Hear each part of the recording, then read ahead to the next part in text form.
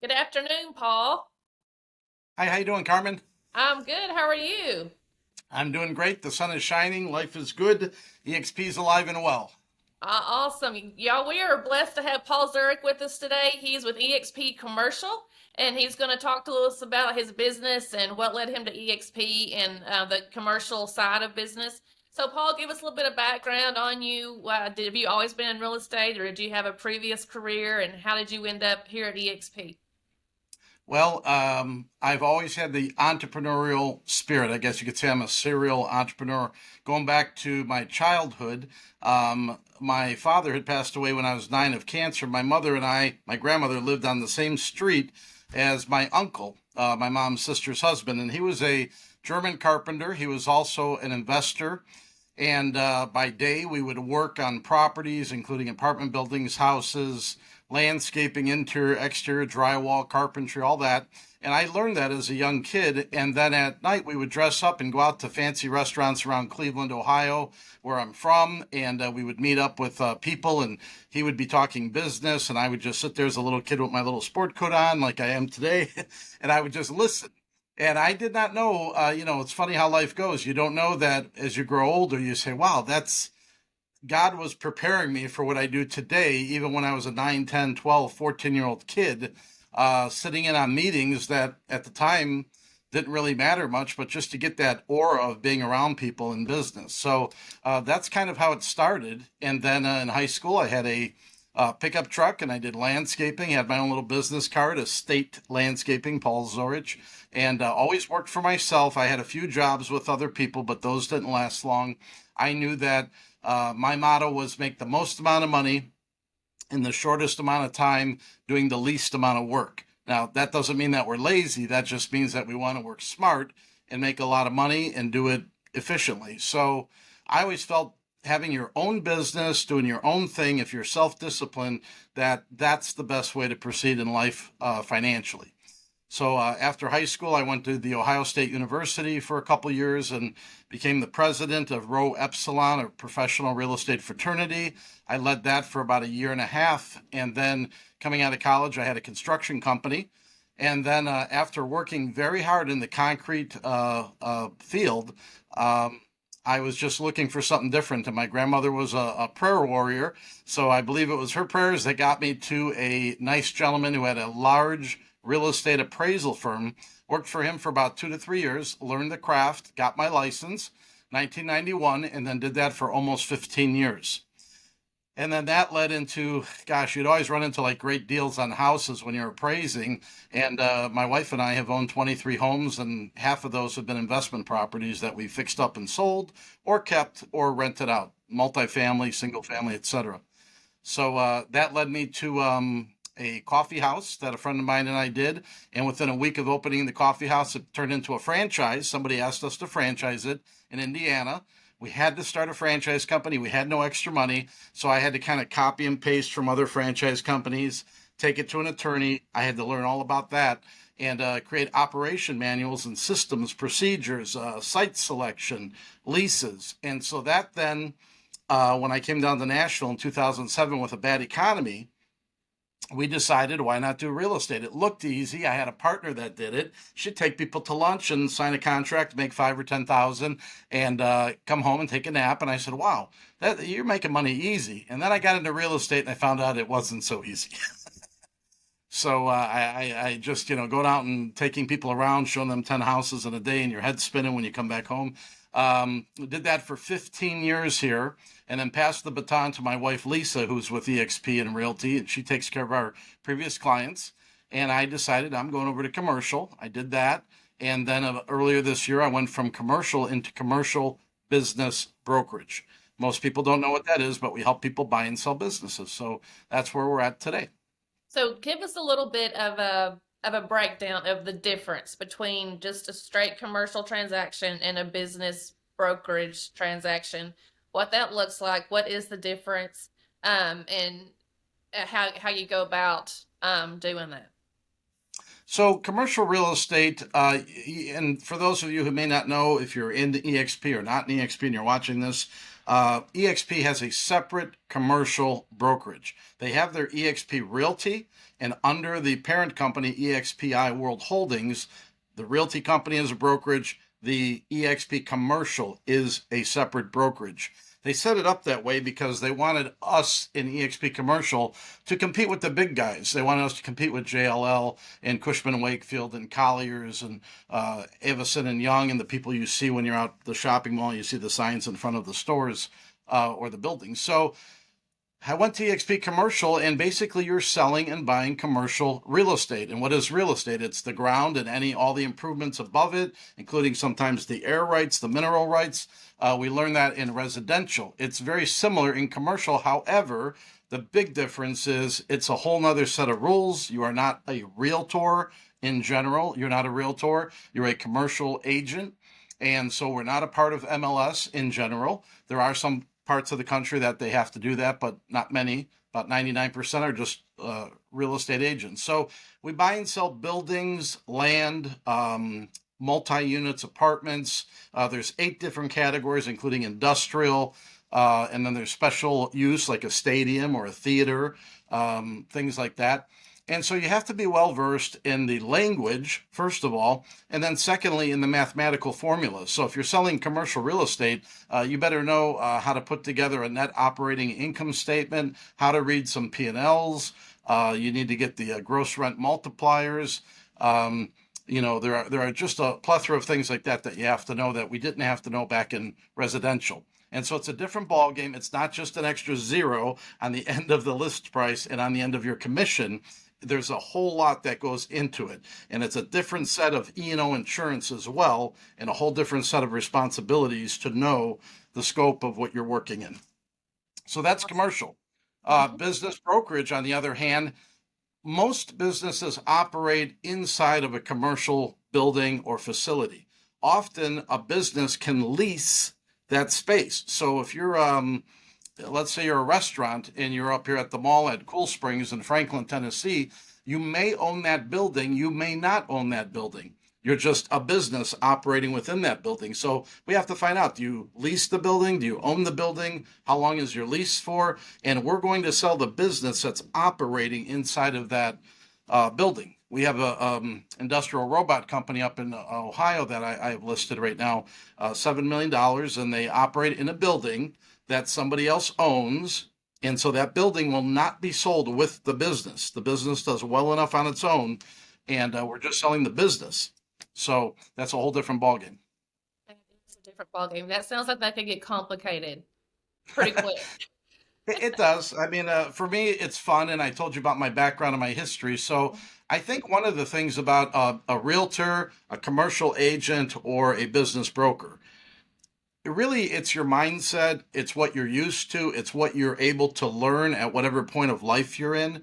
I know a lot of people say, oh, right now with all the lawsuits going on and the industry and this whole thing about buyer representation, that maybe I should consider getting into a different facet of real estate.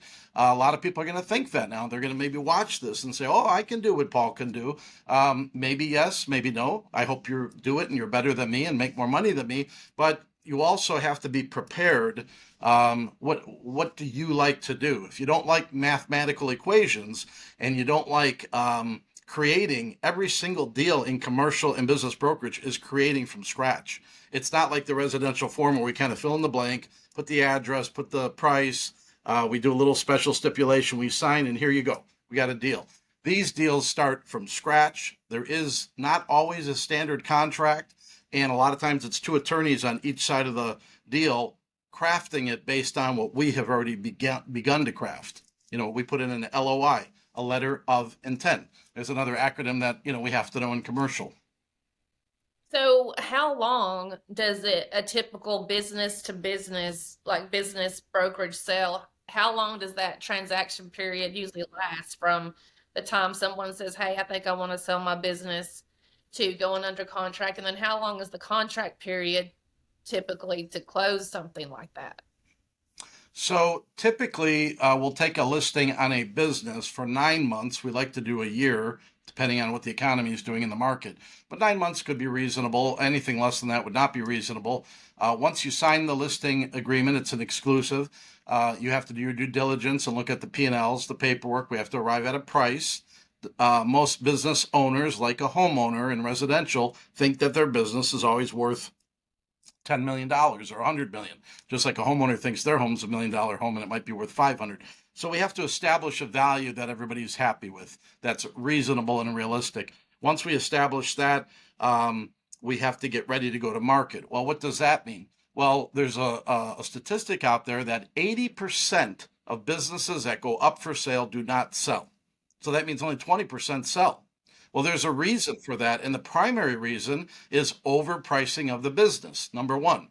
Number two, the business owner is not very organized. Their bookwork isn't organized. Maybe they take in some cash and they don't want to really show that, or they had 3 accountants in the past 2 years and their books are a mess. You know, if you're a business buyer and you want to go buy, let's say, the ice cream shop down the road that serves soft serve ice cream, and it's got a little building and a drive-through, and they want 800,000 for that business, and you could make maybe 150,000 a year on that business. If they can't prove to you what comes in and what goes out, what the expenses are, what they're making, you're going to be very leery about finding 800 grand to buy that business with. And so a lot of people walk away, or they start the process and in the middle they just drop it like a hot potato and they leave. So overpricing, being unrealistic, not having good bookwork and paperwork, not being prepared. Sometimes we have businesses with employees and there's no job description. You got these businesses that they've been running for 10 years, and yet the right hand person or the person who runs a tow motor even doesn't have really a job description. So if I come from the other side of the country and I move to, say, Tennessee, and I want to buy a business, and I don't know too much about it, but it looks exciting, I don't know when that guy leaves who sold me the business next week. What do I do with Joe, the tow motor guy? Now he's sitting around on his phone all day long, and I don't even know what his job is. So there's all kinds of little, minute things that have to work in a business brokerage situation like that. Gotcha. So that could take, I'm guessing, more time.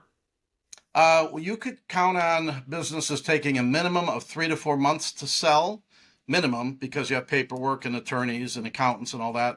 And you can go as long as I've heard up to 2 years sometimes with a larger business. The smaller ones are called Main Street businesses that are typically under $1 million. Then when you go 1 million to 5 million, that's called mid-market, maybe even up to 10 million. Once you get above 10 to 15 million, that's called M&A, which is mergers and acquisitions. And then you're getting up to really the big, big, big companies, lots of employees, lots of assets, and lots of money. But those people are very serious when they buy them. Yeah, that makes my head hurt. Yeah, I like it. It's exciting to me.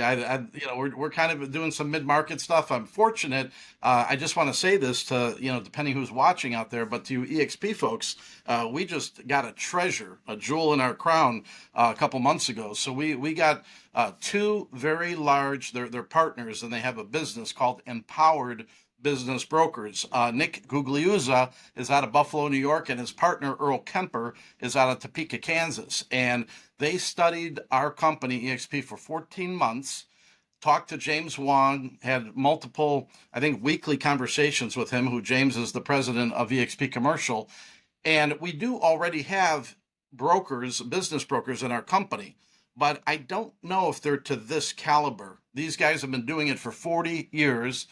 Nick is considered the godfather of business brokerage in America. He's been doing it since 1971 and 81.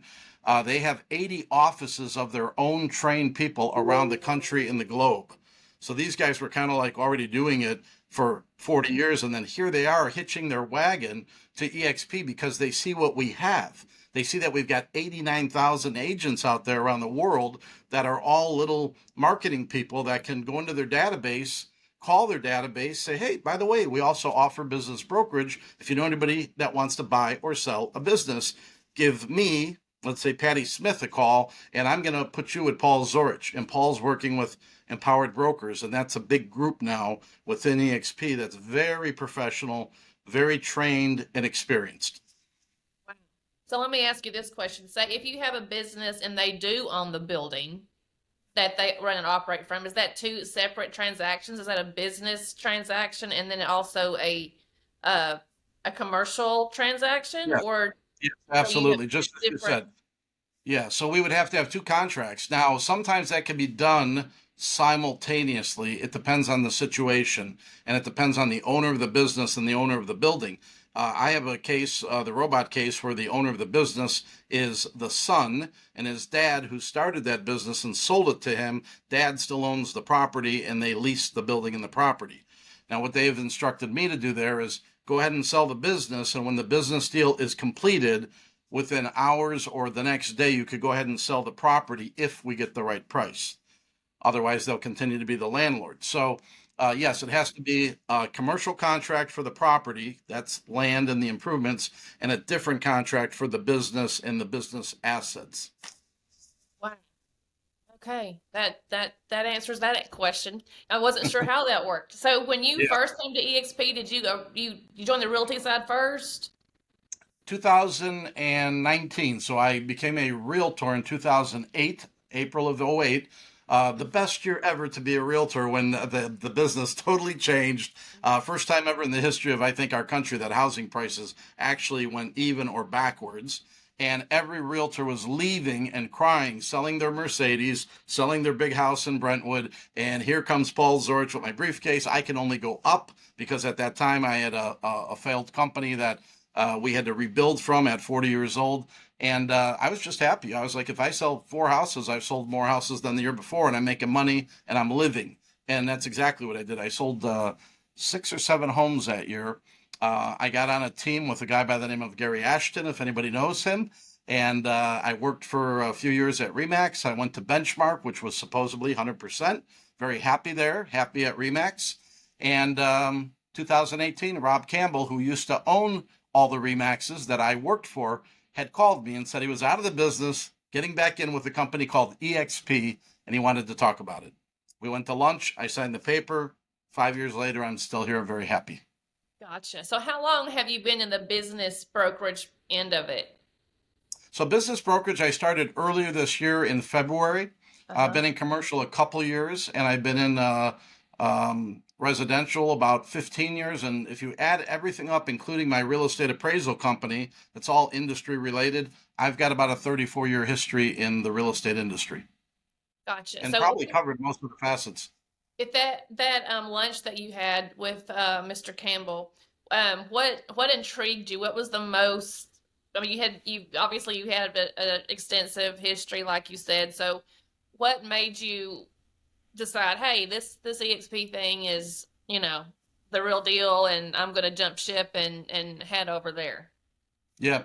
Rob called me. I want to say called me on like maybe a Monday. We were Facebook friends. And of course, I was flattered that the guy who owned 15 Remaxes, some of them were the best in the country, if not the world. In certain years, they were doing the best volume. So when Rob called, I was happy he called. He said he wanted to go for coffee and talk about this company called the XP that he's with.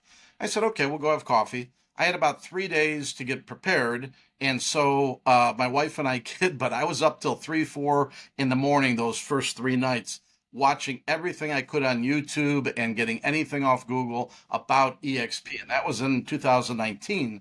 And I watched the good, the bad, the indifferent. I watched people that were complaining about EXP. And most of the time when I watched those videos, and I would have watched the way those people acted and how they conducted themselves, and I thought, well, they're not really the people I want to be associated with anyhow. So then I watched the people who really loved the EXP and how they conducted themselves and how they were groomed and put together and their background in real estate.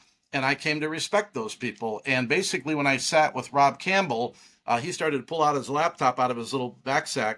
And I said, "What are you doing?" He goes, "Oh, I'm going to show you the model, the program." And I said, "No, no, no. I've been watching this for 3 nights, Rob." I said, "Give me the piece of paper and let me sign." And I said, "I'll tell you what, I'm keeping all my business cards. I'm keeping all my signs from my previous company. This sounds too good to be true. But if it doesn't work out next year, I'll give it 1 year. And in 1 year, I'll go back to my other company and I keep everything." So I didn't really lose anything. And people were coming with Paul because of Paul, not because of whatever company I was with. I learned that lesson early on in life. And yeah, and so people go with you because of you, because they love you, they trust you, they know you, not because of whatever logos behind you. So when we figured that out, I signed the paper.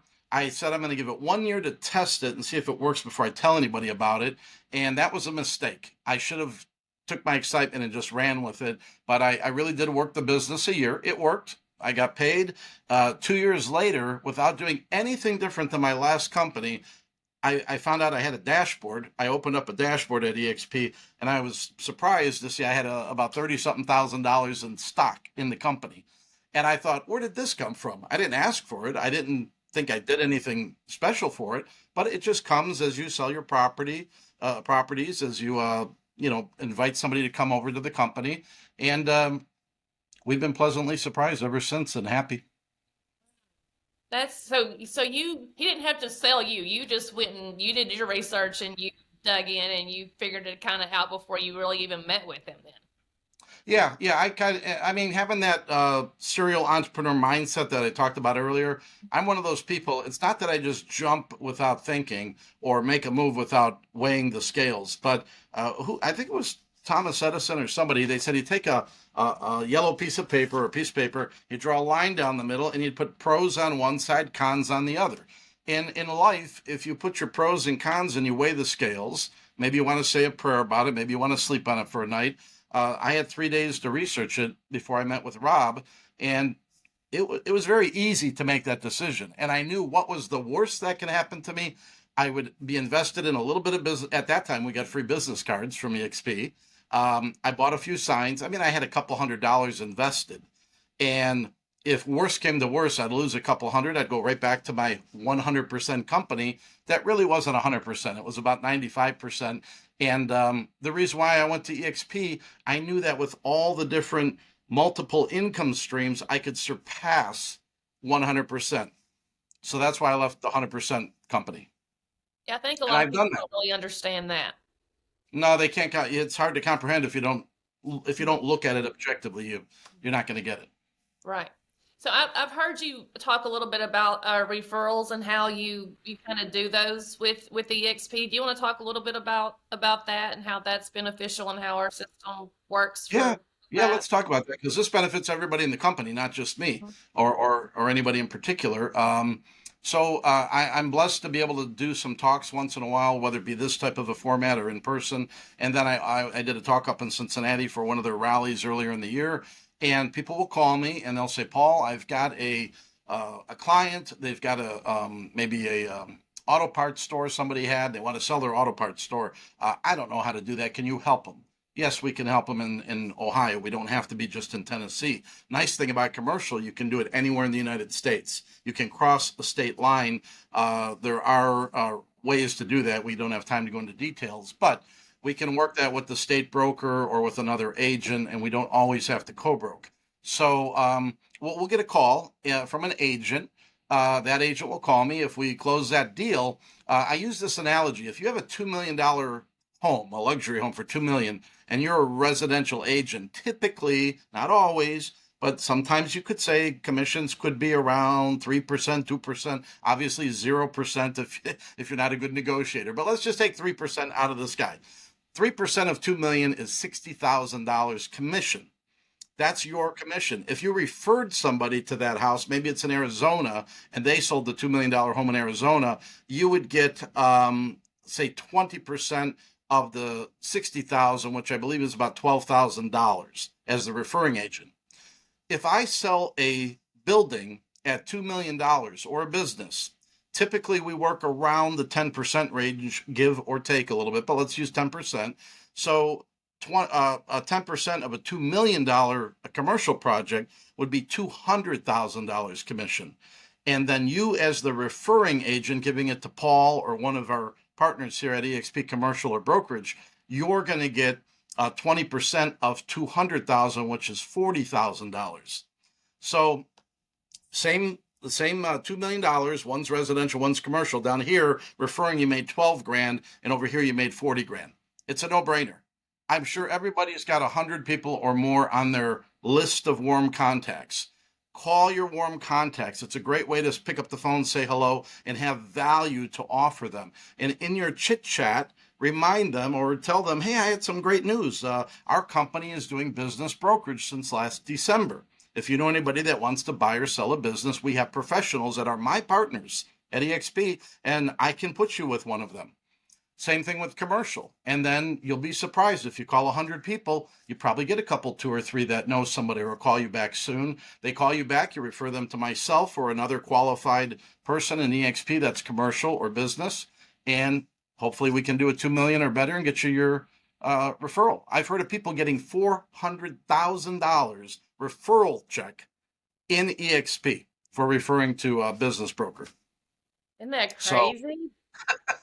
I mean, can you imagine making 400,000 on a referral? I think the National Association of Realtors says the average realtor makes like 50,000 a year. So you could take 3.5 years off if you want. Yeah, for sure. That would be a nice little payday for sure. Yeah, so that's a great tidbit right there. That's a golden nugget. I hope if people watch this and they listen all the way through, and a lot of people, oh, they're going to talk about commercials, bathroom time. I'm going to take a break or something. But in our company, the multiple streams of income keep getting better and better every year. I think it was 5 to 8 multiple streams. You keep adding things like this and more types of ancillary products, and you just be amazed how it goes and goes and goes. Yeah, no, I agree. And we've been on here about probably as long as anybody's attention span is gonna hold up. So Right. Let's talk about how they can make more money. yes, yes. We covered it. We covered it in a nutshell. Yeah, so give us your information if someone wants to send you a business referral. How would they get a hold of you?